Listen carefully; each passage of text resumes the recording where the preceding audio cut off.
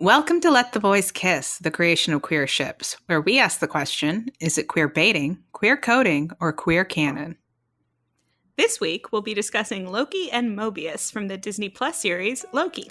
I'm Maddie. And I'm Kelsey.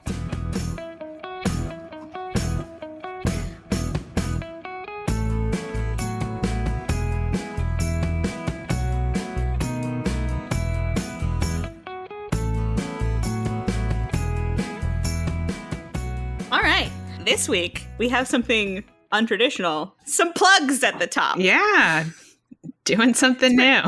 It's pretty exciting. So the first thing we have to plug that we want to mention is we were guests on another podcast, which was a lot of fun.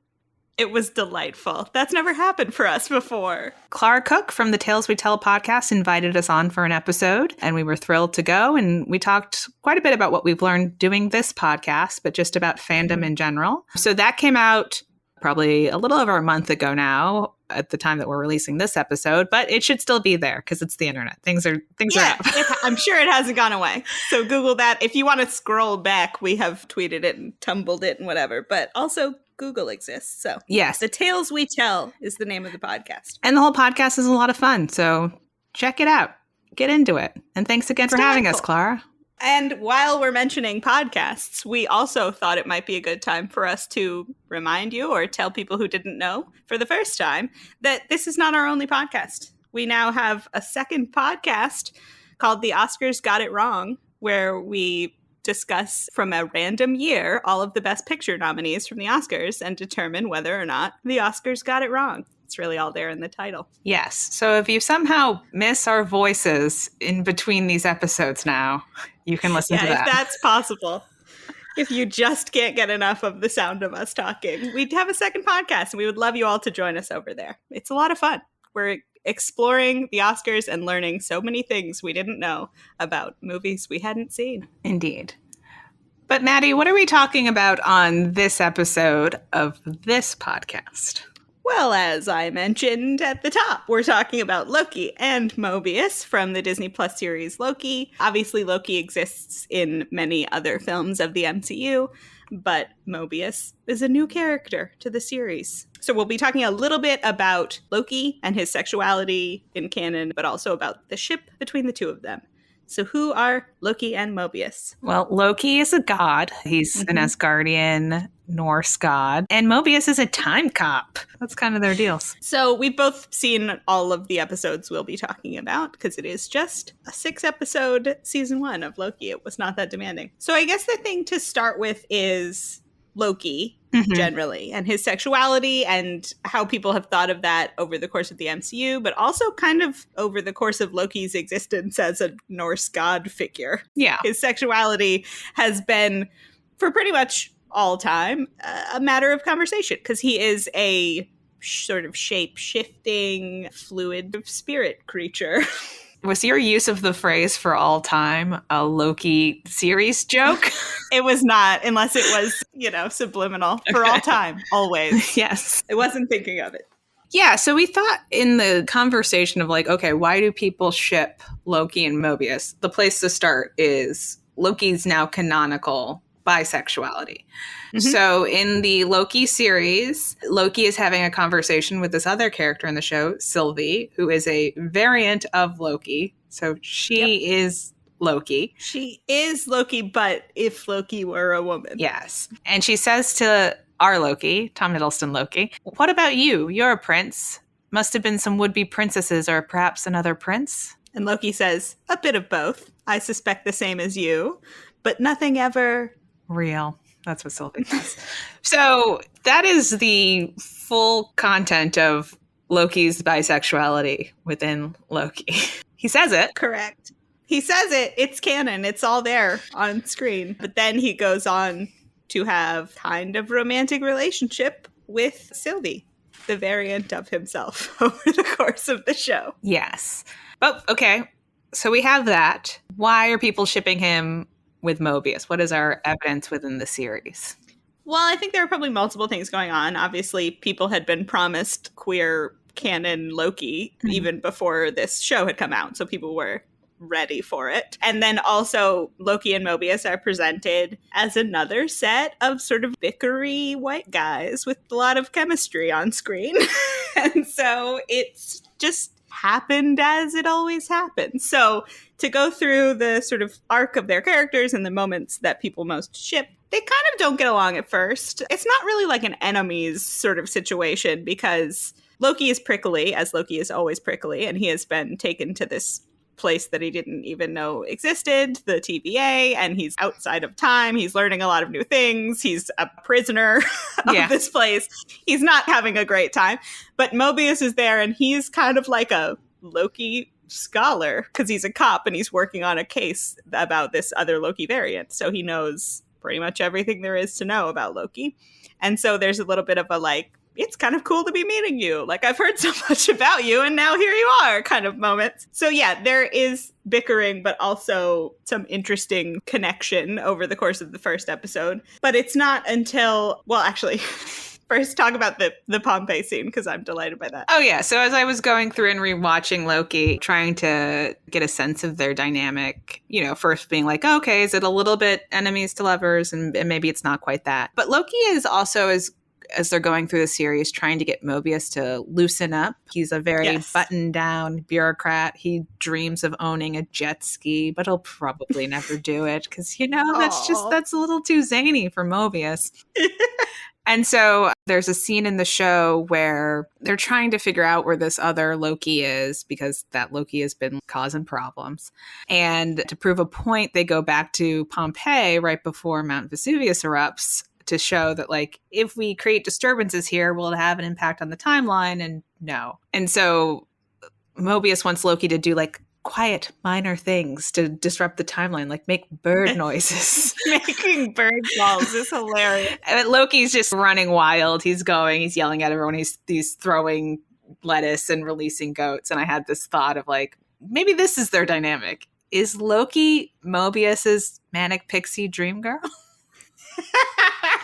Kind of. Yeah. We have a little bit of that dynamic. I mean, Loki has more internal life than your average manic pixie. Well, it's because the show is about the manic pixie dream girl. But yeah, I loved that as a comparison because that is really funny that he's like, loosen up, Mobius. We're here to have a good time.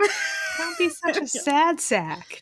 Yeah. But a bunch of stuff happens where they find the variant of him. It is this female version of him that we mentioned earlier. Sylvie, the female version, and Loki end up sort of escaping together. They spend a fair amount of time on screen away from Mobius. And then finally, when they are found again and Mobius and Loki come together, Mobius is really pissed that Loki has gone off with Sylvie in a funny way. He's more upset than you would imagine given the initial dynamic of, I've arrested this guy. He's kind of a curiosity to me. I know he tricks people as part of his nature. Yes. He's really hurt that Loki left with Sylvie. Yeah, he says to him, you're just kind of an asshole and a bad friend. Yeah. It's like, were we friends? And then later he says, yeah, I guess you don't do partners unless, of course, it benefits you and you intend to betray them at some point. He's really petulant.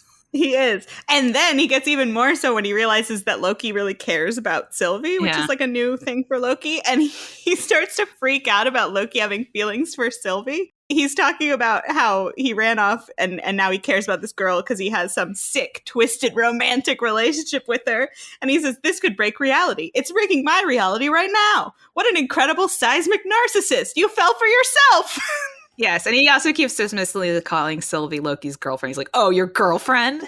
Yeah, he says, how am I supposed to believe your terrorist girlfriend? And Loki's like, she's not my girlfriend.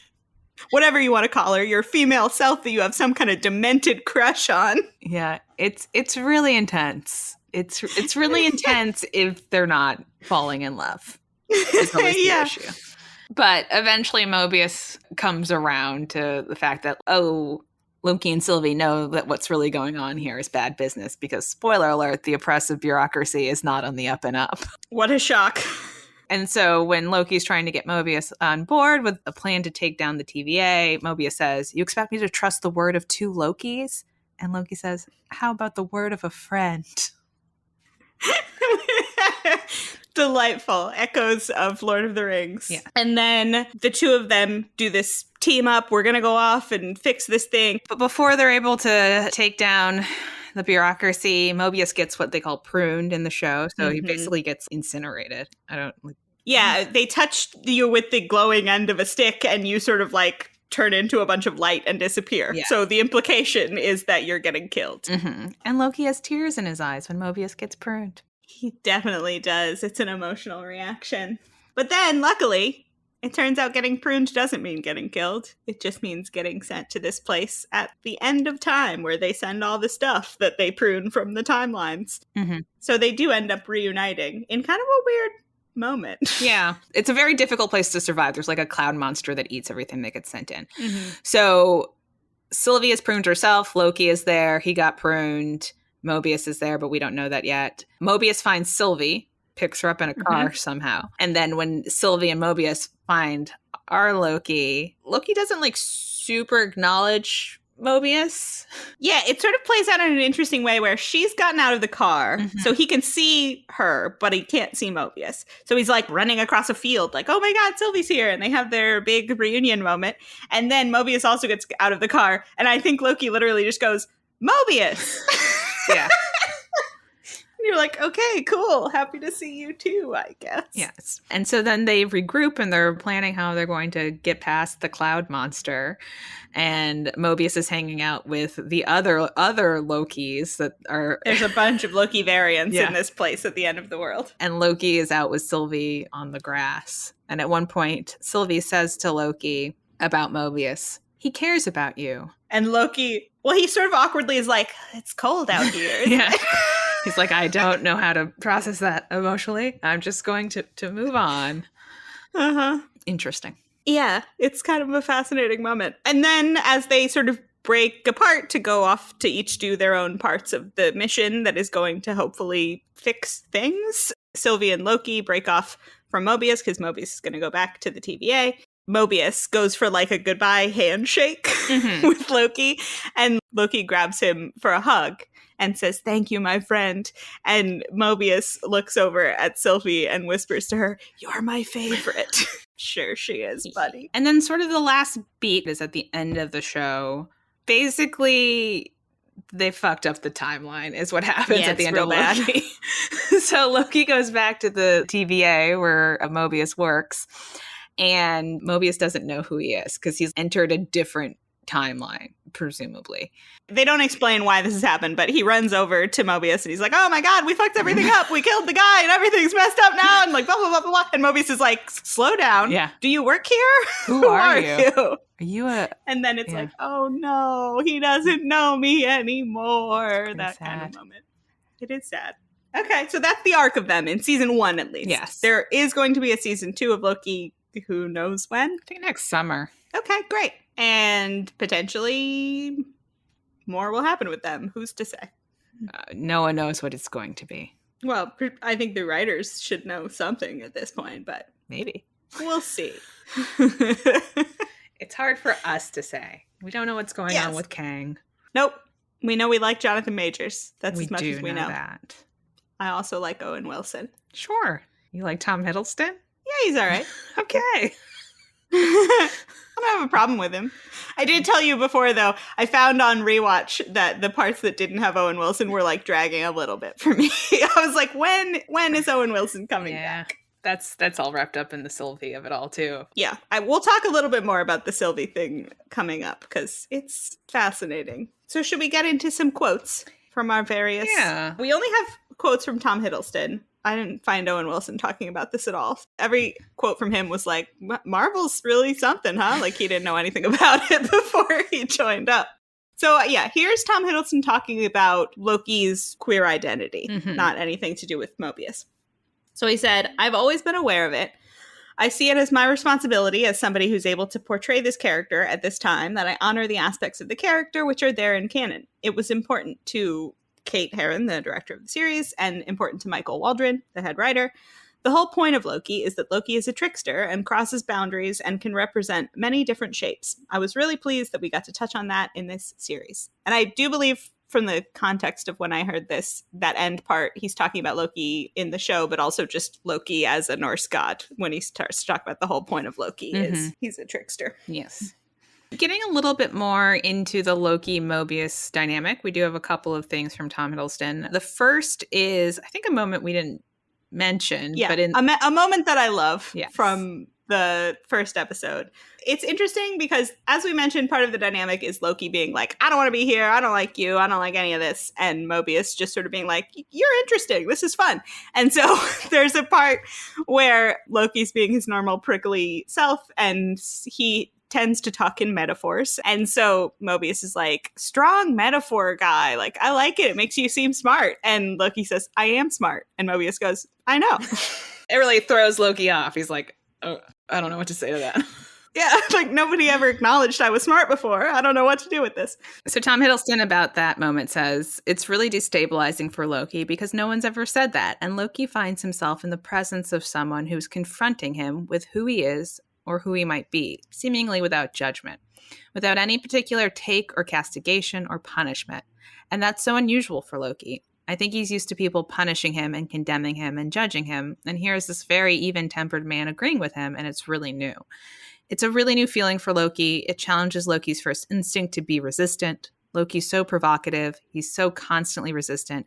And Mobius is there saying, listen, there's nothing to resist. I'm here. I know. And I love that about the dynamic. Me too, Tom. It's a fun dynamic. And then we also have a quote from him just talking generally, what do you like about the relationship between Loki and Mobius? Mm-hmm. So he says, I love Loki and Mobius' friendship. It was something that was really exciting to me as I approached the project and was developing the story. I find it very touching. And I think everybody else in Loki's life up till that point has been emotionally engaged in this resistance that Loki has. And Mobius has a detachment, which is to say that I see who you are and I don't judge you. And in a way, I understand and I have compassion. And they have a lot to learn from each other. And in that moment, Loki has kind of a moment of real vulnerability at the end of episode 1. And Mobius is able to step up to that moment and meet him there. So somehow, Loki and Mobius' friendship evolves from the fact that they learn a lot from each other. And I think it's really real. I think there's a lot of love and care and affection there. It's very sincere and presents something new for Loki. I don't think he's ever had a friend before. So yeah, I really loved it. Nice. Yeah, nice. They have a very pleasant, lovely relationship. Where it gets complicated is what we were getting to shortly, the Sylvie of it all. Yes. So that's what we have from Tom Hiddleston. We have a little bit more from the writers and directors. So first, we're going to dive into Kate Herron, who, as you said, is the director of the series. I guess after the moment in the episode where Loki reveals he's bisexual, she tweeted, from the moment I joined the show Loki, it was very important to me and my goal to acknowledge Loki was bisexual. It is a part of who he is and who I am too. I know this is a small step, but I'm happy, and heart is so full to say that this is now canon in the MCU. Lovely. Yeah. Glad that people are seeing some representation. We're really happy about it. She also said in an interview that when they were planning this moment, she wanted to make sure, quote, we weren't just wedging something in. I mean, I think you can have your own arguments about whether or not it feels like it was just wedged into the show or not. Yeah. But I think it is interesting before, we get into that to acknowledge, right, we do have a creator as well who is a queer person, which is not always the case as we're talking through the many things we've covered. Yes. And then the other quote that we have from Kate is about what it means for Loki to be bisexual in the show. And I guess a little bit about how they're going to portray it. And she said, and this was about halfway through season 1, so probably right after the reveal as well. She was asked if the show was going to continue to look at what it means for Loki to be bisexual. Yeah. I'm trying to think how to answer your question, she said. I would say in our story, this is how we acknowledge it. But I hope that paves the way for deeper exploration. Yes. So basically, like, you're probably not going to see much more of it in this season. Yeah. But maybe season 2, fingers crossed, knock on wood. We don't know. She didn't know. No, and she's not going to be involved with season 2, so she probably still doesn't know. So, yeah, I mean, obviously, I think everyone acknowledges we all like to see more bisexual representation on screen. It's nice to get canon acknowledgement. It's nice to have the character not just be queer-coded, but explicitly say, yeah, men and women, both, totally, great. And you're like, cool, love it. We got to talk about Sylvie. So yeah, we didn't really talk about that. It is a major arc of the show. So explain to me a little bit of the dynamic of Loki and Sylvie. So as we said a little bit, Sylvie is what they call a variant of Loki. So we're in the multiverse. There are infinite Lokis across space and time. And this particular variant has been causing problems for the TVA, which is the bureaucracy that Owen Wilson works for. And Owen Wilson has Loki helping him find Sylvie. We don't know that she's a female variant at first. And then they had that episode where they're apart from Owen Wilson and kind of opening up to each other about the difficulties they've had in their lives, yada, yada, yada. As we mentioned, Loki comes back and Mobius is like, what, your girlfriend? Gross. Yeah. So they're sort of bonding. It starts with like I can't trust you because you're a Loki, and I can't trust you because you're a Loki. And like there's a lot of that, understanding of their own natures. But then they do end up kind of bonding in the time that they're apart together. The time that they're together. They're together apart from Mobius. And they have like a, near-death experience, basically, and are bonded to each other before they get rescued/arrested by the TVA. So it's interesting because these shows got released week by week, even though they're a streaming show. So there was a lot of like ongoing debate about what is going to be the nature of this relationship between these characters. They're kind of the same person, right? Like they have different experiences and one of them is a woman.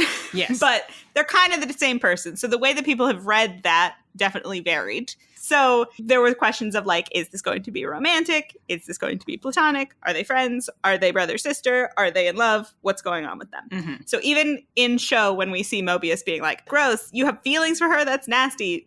Loki's mainly going like, she's not my girlfriend. I don't know what you're talking about. Nothing's happening. And so it was like left up to interpretation until quite late in the show. Yes. And obviously that's also wrapped up in Loki being like, Mobius, I need you to listen to me. This whole thing is corrupt. We got to get out of here. Oh my God. Yeah.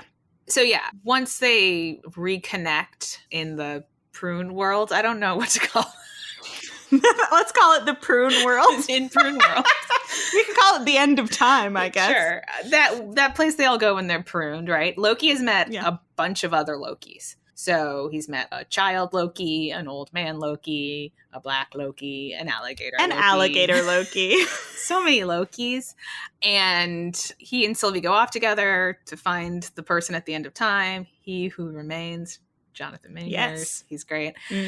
But yeah, the scene of them on the grass together outside, even though it has that moment where Sylvie tells Loki that Mobius really cares about him, is like a little romantic. They're both huddled under a blanket He does together. like make a blanket to put around the two of them, Yeah. And then once they get to the land at the end of time, or the castle at the end of time, they kiss.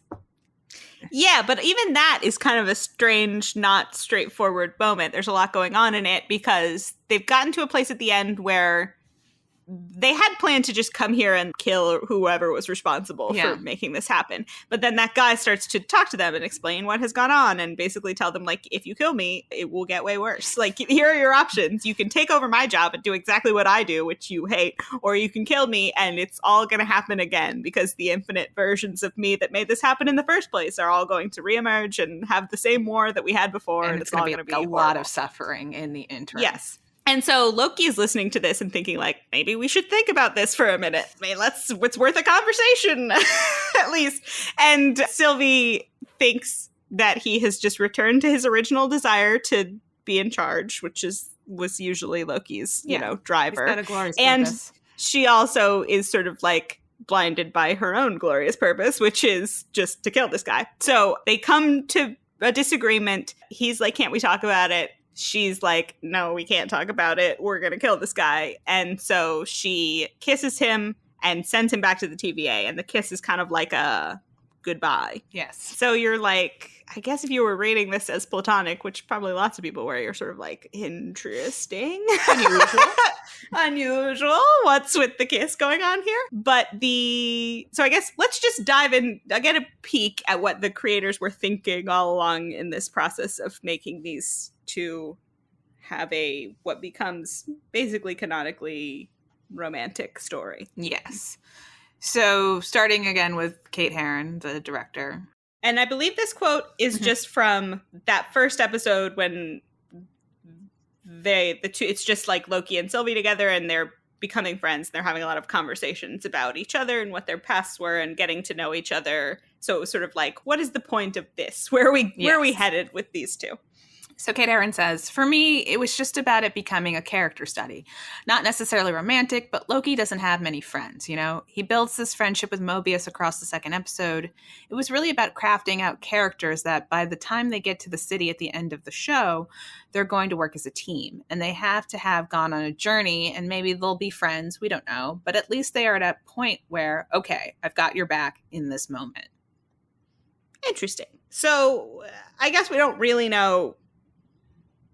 To be fair, she could have been saying it that way because she didn't want to give away any potential spoilers about what was going to happen later in the show. So It's hard to say if this is like, you know, actually how Kate Herron was feeling in the moment, or if she was like, I can't really talk about what's going to happen later, so think of them as friends for now. Mm-hmm. But at least that's where she was at that point, which I think was like episode 3 of the series. Meanwhile, Michael Waldron, the head writer of the show, potentially earlier on, was pretty explicit in his quotes that they planned for Loki to, quote, fall in love with Sylvie. So he said, that was one of the cruxes of my pitch for the show, that there was going to be a love story. We went back and forth for a little bit, like, do we really want to have this guy fall in love with another version of himself? Is that too crazy?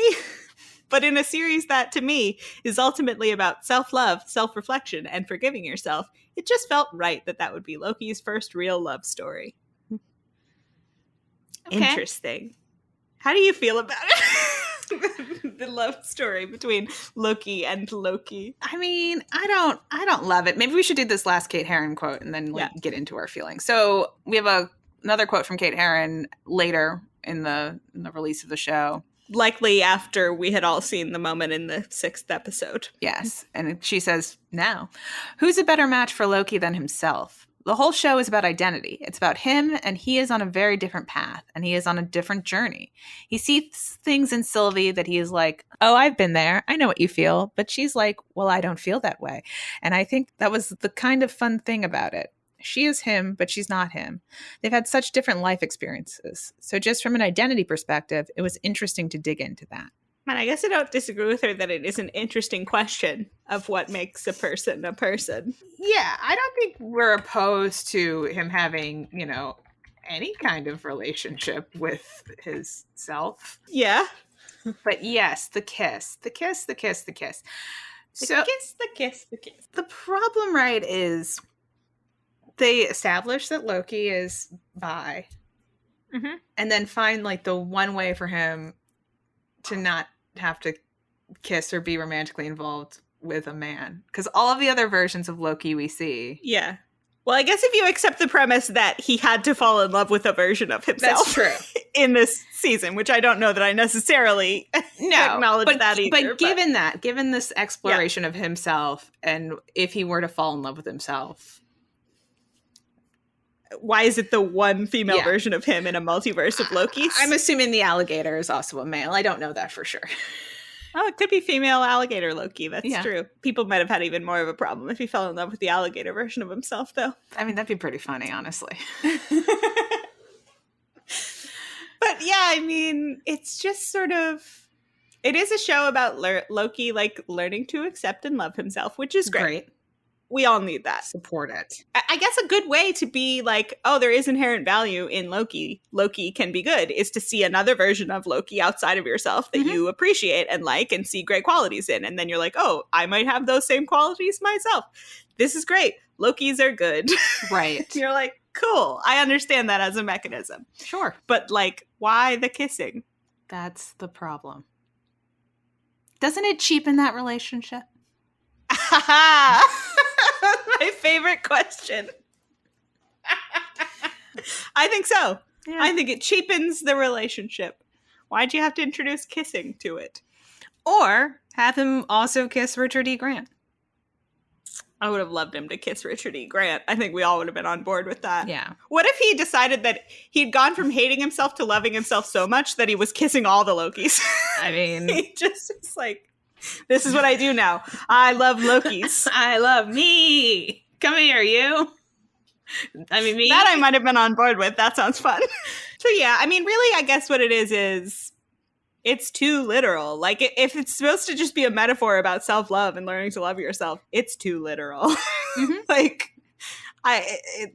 we would have gotten it without that. I don't think you need that part. Yes. And within the greater conversation about queerbait in the MCU, it's not great that they threaded the needle so that, yes, he's fallen in love with himself, but luckily there's a girl version of himself, because God forbid. Yes. God forbid that the canonically queer Loki have to fall in love with a guy version of himself. Yeah. Yeah, it's not great. Well, Sylvie. Mm-hmm. I guess we'll see if they bring her back for season 2. It didn't feel like they had to, but it also, nothing's off the table. I really don't know, because I think we have to see what happens with Kang in the Ant-Man movie to even know what's going to be going on. Yeah. Well, we'll see if, how it all comes together a year from now or whenever it's out. It'll happen. We'll do a part. I mean, we're going to probably keep coming back to the MCU. We'll do a check-in. This MCU series will never end. And one of these times we're going to come back for an MCU revisit, and it's going to be because they became canonically queer in like a cool way. Maybe. Hopefully. We'll find out. Okay. We also have a not great queerbait style quote from Michael Waldron, our showrunner, who, when they were asking him about, like, I think this was before the show came out, so they're like, tee up some of the characters and the relationships we're going to care about on the show. And he said, Mobius and Loki, that's one of the love stories you might see in Loki for sure. Although if you print that, knowing our fans, they're going to take it the wrong way. What does that mean, Michael? What's the right way to take it, and what's the wrong way? Might see for sure. A love story you might see for sure? You can't see something for sure. Make up your mind, Michael. But also, what do you mean by love story? He's like, I didn't mean love story. I meant platonic love story. Yeah. That's not what people mean when they say love story. It's really not how people usually use that phrase. I mean, normally, if you were a person trying to not queerbait, you might say, like, Mobius and Loki's friendship, that's going to be one of the great relationships from the show. Yeah. Instead of leaning on love story. But hey, that's just me. Knowing our fans. Come on, Michael. We also have a quote from the head guy of it all, Kevin Feige. Big guy, the head honcho. The big cheese, who said that Loki and Mobius will be one of the most popular pairings we've ever had at Marvel. Pairings is maybe a little bit of a questionable word. I think it's less than Michael Waldron's quote. Like, for sure. And this was when he was, like, teeing up, upcoming shows and stuff that was going to be happening later on in the MCU. And it was him being like, you're going to love Loki and Mobius together. And it's like, yeah, I do like them together. That's true. Pairings is, an interesting... He didn't say love story, though. So no. He's walking in between the lines. I think he's doing a better job. Yeah. Kevin is. So that's Loki and Mobius within the canon of the show. Yes. What about the fanon of the show? Let's talk about AO3. I love an AO3 revisit. Mm-hmm. So luckily, when we are recording this, the new AO3 ship stats for 2022 have just recently been released. So we have up-to-the-minute information about these two. It is exciting. Don't we all wait around by our computers for them to be released every year? I know. I was jazzed when I saw it come through. I was like, ooh, are FinPo still going to be on the top 100 of all time? No. Spoiler alert, they're not. We were right in our prediction that there are now no black characters on the top 100 of all time. It's fucked up. Okay, that's a different discussion for a different thing. Okay, so right now on the 2022 AO3 ship stats, Loki and Mobius, number 97. Not ranked on the all-time list. That's for 2022. Yeah. Or I guess mid-21 to mid-22, which I think is their range for how they do this. There are about 8,000-ish fics in the Loki show tag, and about 3,000 of them are Loki/Mobius fics. Yeah. So it's definitely the main ship of the show. Good stuff. So we, as we always do, we read the most kudosed fic between the two of them. It was called Compliments, That's Suspicious, by I Just Like Reading Cute Fics. Okay. Great name. So tell me the like overall vibe of the fic. Yeah, so it's actually kind of similar to the actual show where Mobius is nice to Loki and he's like, what? Why are you being nice to me? Huh? This makes me feel funny all kinds of ways. And they Yeah. go through and they find the other Loki. Interestingly enough, this fic was released, I think, after just the first episode. So they were imagining the entire how things were going to go down in the show. So the other Loki is also a male Loki. They did not predict Sylvie. Who could have predicted it? Yeah. And so when they track down the other Loki, our Loki gets hurt. Mobius takes him back to his apartment. I don't really know how people live in the TVA. It's a little unclear. And like patches him up. And Loki's like, what are you doing? And they're in love. I don't know. What else? Yeah, no, that's totally what happens. Oh, by the end, Loki does finally have to like confront Mobius and say, why are you being nice to me? Like, what do you want from me? Why is this happening? And Mobius is like, oh, if you don't want me to be nice to you, I could stop. Sorry, I like you, and that's why I'm being nice to you. And Loki's like, wait, you like me? I like you. And they have that kind of a moment. It was interesting to read because obviously it diverges greatly from the canon because of when it was written.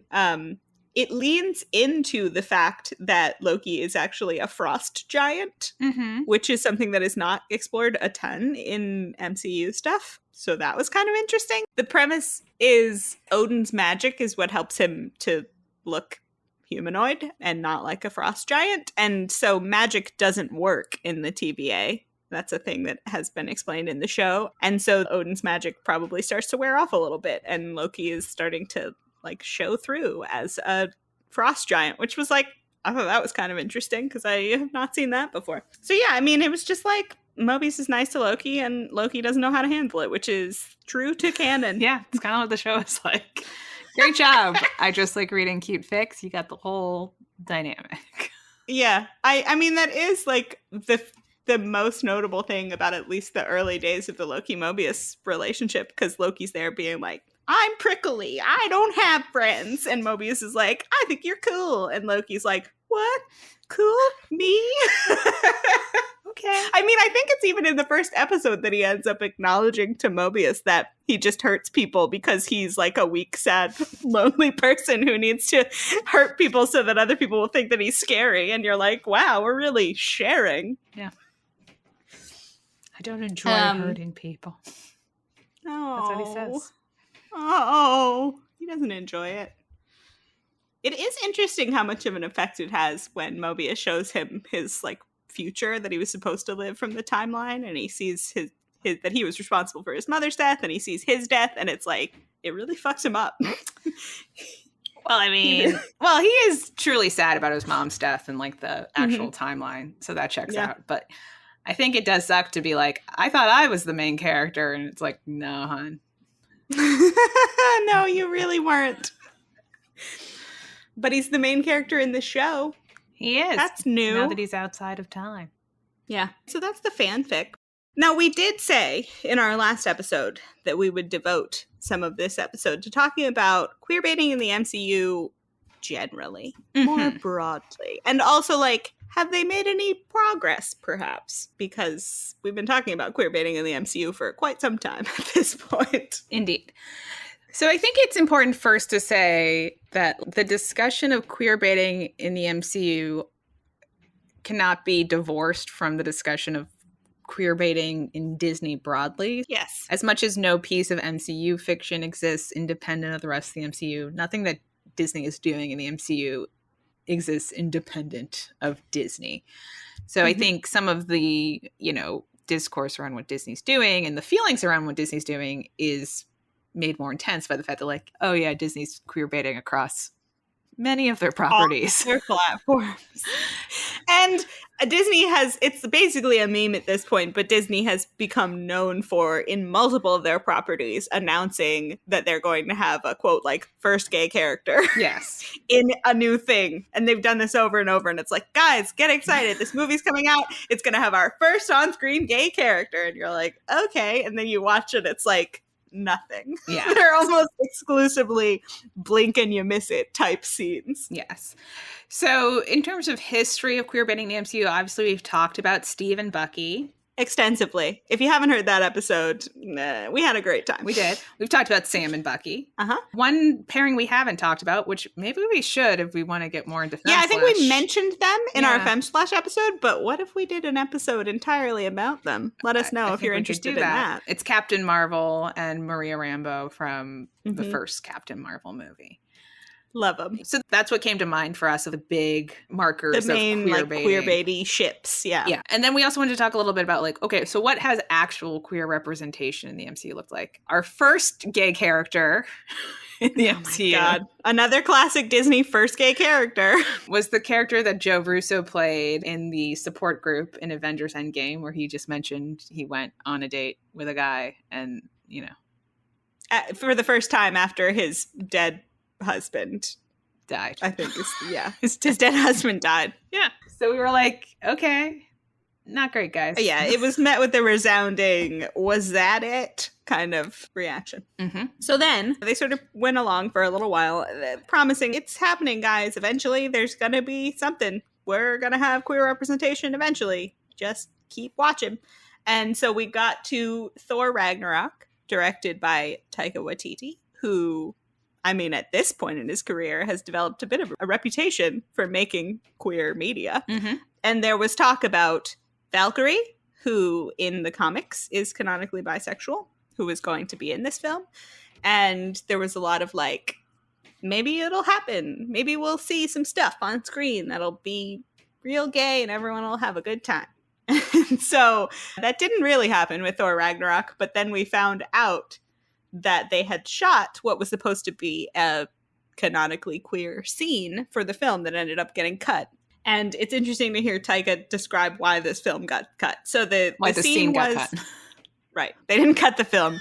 Let's cut the film entirely because this one scene is terrible. Just scrap the whole thing. Yeah.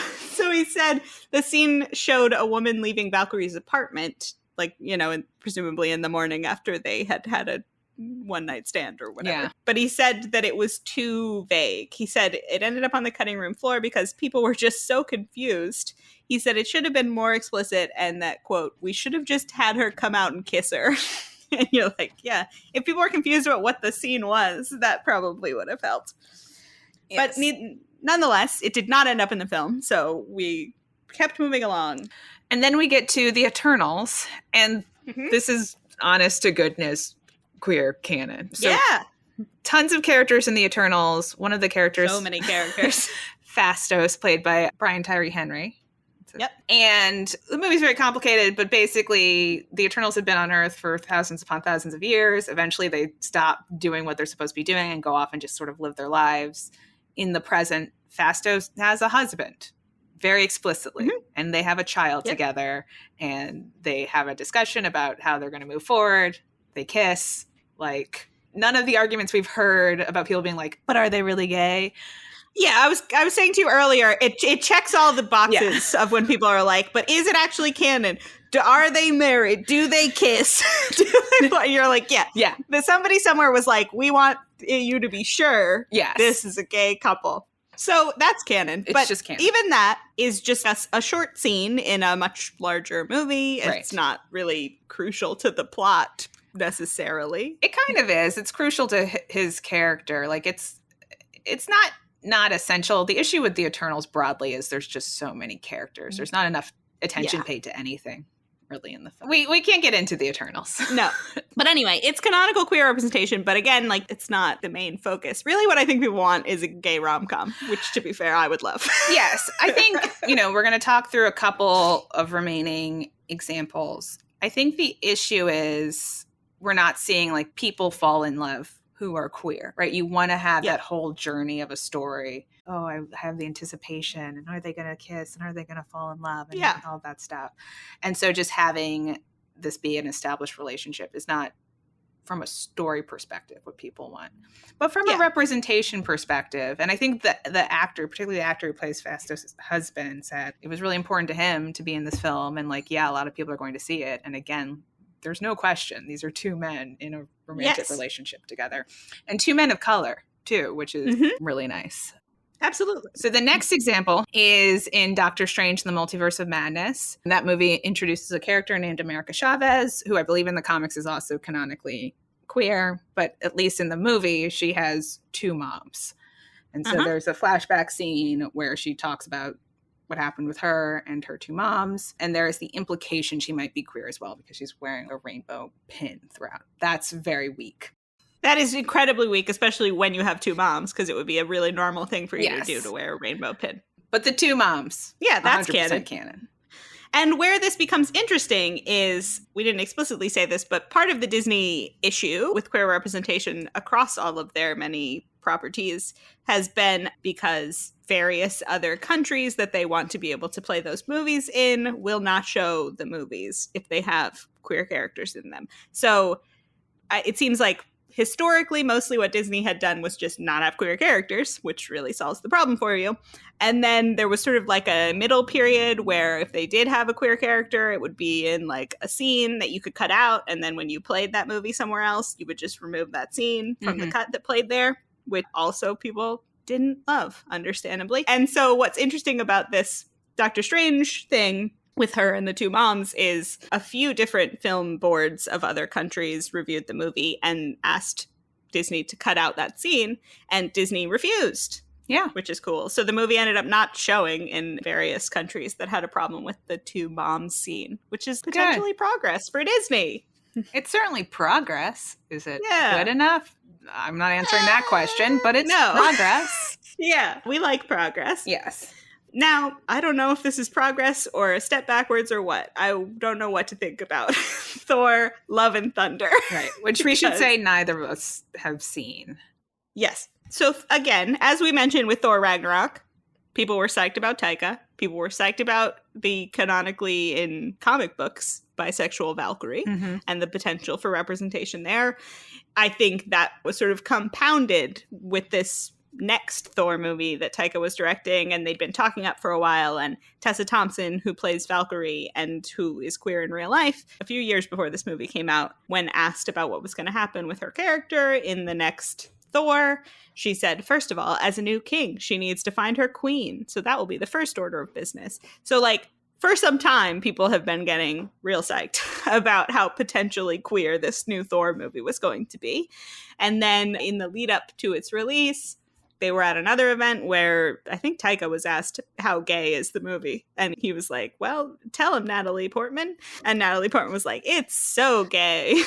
And so then the movie came out and people were kind of underwhelmed by how gay it was. Yeah. So from what we've read, what is in the movie is potentially a scene where Tessa Thompson makes eyes at a lady. Yeah. And a scene where she kisses a lady's hand. Yes. And then Korg, the rock character who is voiced by Taika Waititi, says that all of his species are male. And so he has two dads. And then at the end of the movie, it shows him holding hands with another male. Yeah. Well, and he says that the way that they reproduce is that the two rock guys hold hands over molten lava. And that's how they make a new rock person. There also is a conversation between Korg and Valkyrie where he says that she is sad because of her dead girlfriend. Like, they do explicitly say in the movie something about her dead girlfriend, that's kind of a return to the Joe Russo representation where it's like, I am gay and my love is dead. And you're like, wow, great. So sad. So yeah, it's not great. Again, I think what people want to see is a gay main character have a love interest who they go on a journey with, right? Or potentially Valkyrie finding her queen. Sure. If that had been like a main quest of the movie. That would be a similar thing. And so, what we've gotten to date, right, is a couple of gay characters who are already in a relationship. And I think that's just not what people are craving as much. Yeah. I mean, Marvel is not known for being like so romance forward, right? It's not like every movie has like this person has a romantic interest that they get together with. Sure. But most of the male characters have a love interest. Yes. Even though it's not like a main point of the movie, you still have, say, in like the Guardians movies, right? There's the running thread of the will they or won't they of Star-Lord and Gamora. Right. I was like, him, and I was really struggling to come up with Gamora's name. But that's a main element of their relationship, right? It's not a main plot point of the movies, but it does run through them. And you could easily have something like that with a couple of queer characters in one of your series, right? I mean, it's not a main plot point, but it's important for both of their character development. Exactly. I think I'm trying to think of all of the films. I think that the only film where a character doesn't have a love interest is actually Captain Marvel. I don't think she has a love interest. Except that that's because she's already with Maria. I'm not saying that's not happening. I'm just saying overtly, right? Like there's not a guy that she's... Well, it's because they're women, right? Like if that movie had been about two men who had this friendship that was this close and were raising a child together, they would have thrown in a female love interest so that you don't be suspicious, right? Like so that you would be like, well, at least he has this love interest that none of us care about. Yeah. But I think people are willing to be like, well, they're women. They're just friends. Right. They're gal pals. I'm trying to think. Yeah, I think all of the male leads, Captain America, yes. Yep. Iron Man, yes. Yep. Thor, yes. Yeah. Ant-Man, yeah. Who else we got? Doctor Strange, yeah. And he has terrible chemistry with Rachel McAdams. Oh, I was like, I can't even remember who the love interest is in that. Spider-Man? Yep. Yeah, everybody gets a love interest. And Except you get for a love interest. Captain Marvel. You get a love interest. Wanda and Vision. He's a robot. That's true. Vision has a love interest. Captain Marvel's an interesting one because it sort of rests on it being about like, fuck all these men that have tried to control me, which is like, yeah, cool. Yeah. Love it. Great. But for them that meant, well, then she can't have a love interest, right? Because it's about her being like, men keep trying to control me, but she could have a love interest if it's her friend Maria. It's true. It's like T'Challa has a love interest in the Black Panther. Yep. And though Lupita Nyong'o disappears during the big events. Yeah, that's true. Don't worry about it. Don't know where she is. Let's not think about it. Interestingly, what about Falcon and Winter Soldier? They do send Bucky on a date, but I don't think Sam has a love interest in that. The sidekicks often don't have love interest. But that's what I'm saying. They're not the sidekicks in that show. I know, but I'm just saying generally. Those are the other people I can think of. Like, yeah, Wong doesn't. Wong kind of has a love interest in Multiverse of Madness, like subtly. Subtly. Anyway, to our point, love interests abound. Yes, in these series, even if the movies are not rom-coms, as I was jokingly but not so jokingly asking for, they do all have love interests. So give us some queer folks with will they or won't they type relationships with their co-stars in the films. None of the female... Well, no, Ms. Marvel sort of has a love interest, and she has a lot of love interests, actually. Never mind. Well, she's a teenager. She has a lot going on. Kate Bishop, who's the new Hawkeye, doesn't have a love interest, though. That's true. But it's more of a father-daughter type relationship going on. Just trying to think of what's happening with all the ladies who are potentially leads now. What about Black Widow? All of her love... That's a mess. Yep, it's bad. It's a mess. I won't say that they're great at handling their female characters, but it is what it is. So that's the timeline. I'm encouraged that it feels like Disney is starting to finally potentially not be willing to cut out their queer characters from their movies. I'm just excited they're ignoring Saudi demands broadly. Truly. Let's all ignore Saudi demands. But it's not just Saudi Arabia. This is a huge thing with China. Yeah. That's the main conversation you hear is that obviously the Chinese market is huge. Everybody wants to play their movies in China because there are so many people there to watch them. So maybe progress, but never as quickly as any of us would like. So let's see how they continue to do this. Because obviously if they continue to say this, it's going to happen. It's going to happen. People are coming. There's going to be new characters that are queer. Old characters will also be queer, which I guess is what they meant with Valkyrie. I don't know. Or Loki. Maybe they meant Loki. But let's just keep hammering away at them, folks. Yeah. And maybe we'll make some progress. So, do we need to... Oh, this is a funny one for this. Do we need to gender swap them?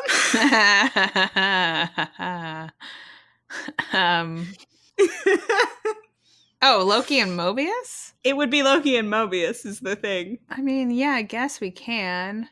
I don't think it helps with the existence of Sylvie. No. You know, the thing standing in between Loki and Mobius is always going to be another Loki, given the structure of this That's true. show. It's very true. What if we gender swap both Mobius and Sylvie? And then he's got a potential female interest and another version of himself, but that version of himself is male. So obviously they're leaning against I just think it's that. a much more interesting story if he falls in love with his male self, because it's like, well, you really made that choice, Marvel. Well, that's what's good about it. It's like, if you really want to make the choice that he's going to fall in love with himself, make it himself, man. Make that be exactly You're what gonna be you're Tom doing. Hiddleston dual role. Exactly. But maybe he's just 2 inches taller. That's the variation. I would love that. It's delightful. Just a slightly taller Loki. Oh, man. Yeah, I mean, in this case, I don't know that anything's going to make them not make Loki fall in love with Loki, since that was their whole point. Yeah. Just sucks it had to be a girl Loki for it to happen. Make it a guy Loki, you cowards. Make it Richard E. Grant. God, that would have been the best. He's great. I love Richard E. Grant. So let's ask the question, because I love the question. Is it queer baiting, queer coding, or queer canon? Well, Loki's bisexuality is canon. The Loki Mobius relationship, I don't know. I don't know that there actually really is a ton there for me. Like, if they are just friends, I'm chill with that. I think that the only piece of evidence that I'm like, ooh, this is like a lot, is he's a little too jealous of Sylvie. He's when Loki really comes back. jealous of Sylvie. That's the main part of their dynamic that to me feels like queer baiting. Otherwise, I don't know that there's like a ton of romantic tropes in their relationship. So yeah, I mean, it is an interesting one because there is an element of queer canon to it, quite clearly. But I won't be satisfied until he kisses a boy. Well, that's the thing. That's the real baiting of it, is the he's queer, but you're never gonna see it. We're telling you he's queer, but don't expect it to happen on screen. Yeah. And you're like, okay. So that's the part that is... He kisses a boy in season 2, though. Yeah, even if that boy is not Mobius. I'll be pretty happy. Yeah, we'll all be all right. Hopefully that boy is Richard E. Grant. Did he die? It seems like probably. It was a very, like, self-sacrifice-y kind of thing happening at the end. But Loki's our survivors. Maybe he comes back. Maybe he does. I mean, maybe part of what they do is go and rescue all those people from the end of time because they need them in their fight with the many, many Jonathan Majerses. So yeah, there's a lot going on here. There's queer canon, but I definitely think there is queer baiting, but I don't know that queer baiting is exclusively about Loki and Mobius. So why isn't the Loki Mobius part canon, I guess, is the question. Or why isn't the him explicitly doing something queer on screen part canon? That's a question. Cowardice. Cowardice! And greed. Although not as much, because like maybe now they would have just not shown it somewhere else. Yeah. I don't actually know. Is Disney Plus airing in China? I don't know. I don't know how the streaming works in foreign markets. So yeah, cowardice. Let queer Loki kiss a dude. How do we feel about the queer baiting on a scale of 1 to 5, with 5 being unrepentant, malicious queer baiting, and 1 being, I don't know what these fans are talking about? Again, for me, I think the issue is not so much the Loki Mobius of it all. It's the Loki saying, I'm bisexual, and then following it up by kissing a lady. Lady him. So yeah, that's the problem for me. And it's not the Loki Mobius. Loki Mobius can exist and not be romantic. That's fine. But yeah, the Loki, I'm queer, but I only kiss women part of it, yeah, I think is a 4.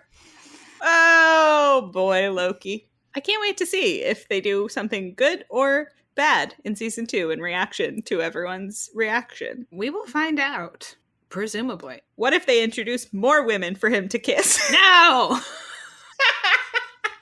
They're like, people didn't like him falling in love with himself, but here, a bunch of other women. No. There's an endless amount of women. Every episode, he's just going in different time streams and kissing just all kinds of women, and that's the whole show. And you're like, this is really aggressive, Disney. I don't like this at all, Disney. Why have you done this? All right, well, we'll revisit that whenever it happens. What are we talking about next time? Yeah, so again, right, new schedule. This will be in about 2 months from the release of this episode. We are going to be talking about Top Gun. This was a listener suggestion, so yay! Thank you. We love listener suggestions. I think we're both going to be talking about the original Top Gun and the new Top Gun. Topical. Kind of. It came out this year. Yeah. In November, Sorry, it will guys, still have come out this year. We're on a delayed schedule with our recording. But yeah, that should be a fun one because the Top Gear original... No, not Top Gear. Top Gear. Top Gear's for God's sake. Top Gun, the original, has some pretty iconic, gayness in it. Right. So excited. It's something we didn't talk about in our 80s action movie episode. I think because they weren't buddy copy enough. It was like a different genre but kind entirely. of could have. Like similar vibes. Yep. So if you listened to that and liked it, get ready for more 80s queer baiting or coding or whatever. We'll see. More 80s sweaty, muscular men. Oh, they're so sweaty and so muscular and so on a beach. Get ready. In the meantime, if you have questions, comments, concerns, if you have things to share, if you have ideas for more episodes, send them our way at ltbkpod@gmail.com. Find us on Twitter and Tumblr at ltbkpod. If you're enjoying the podcast, tell a friend, subscribe, leave us a review. All of that is great. New episodes come out every other month. The next one will be released this November.